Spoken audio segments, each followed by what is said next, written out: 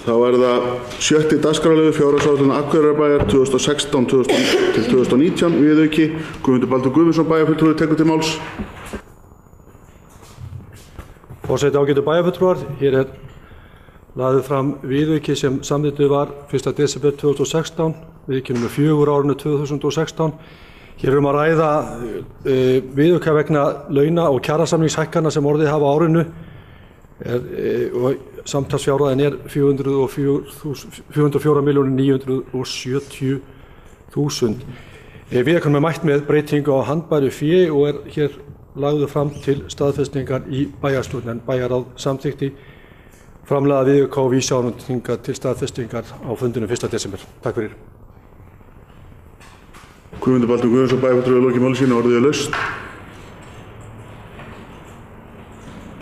Þess að enginn hefur hvert sinn hljós, þá göngum við til atkvæðagreiðslu þeir sem geta samþykkt eins og þess gefið merki. Það samþykkt samhljóða með 11 atkvæðum.